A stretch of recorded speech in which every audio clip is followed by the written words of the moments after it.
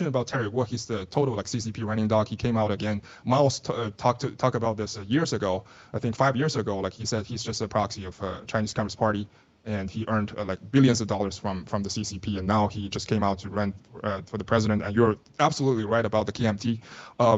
But let's say like now they're mobilizing troops, and Xi is betting on the fact that United States cannot fight two wars at the same time, or the NATO's cannot fight two wars. One is the Russian-Ukraine war. One is like the war's going to happen in Taiwan, and he's betting on it. And then he's also like this. When we talk about infiltration, the CCP does not just infiltrate the West or the U.S. and the apparatus around the government. The CCP also infiltrate Taiwan and the KMT. When you talk about it, John. And so, how different would U.S. act between those two scenarios? One is like after PLA came, like the Taiwanese would just fight ferociously against it and fight back, and the other scenarios would be right after PLA came, they would just surrender.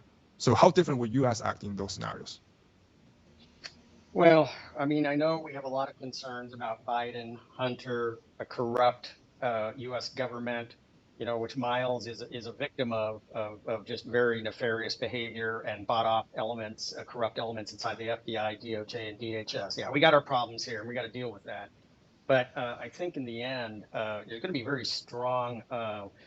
It's going to be very obvious once the CCP gets closer to a decision. I mean, first and foremost, though, remember one thing we haven't talked about that's very important in America here. They want to collapse America without having to fight us. So a lot of the war is going on right now. It's called fentanyl. And, we've had several CCP Chinese nationals been indicted by the Department of Justice for overseeing the Sinaloa cartel in northern Mexico.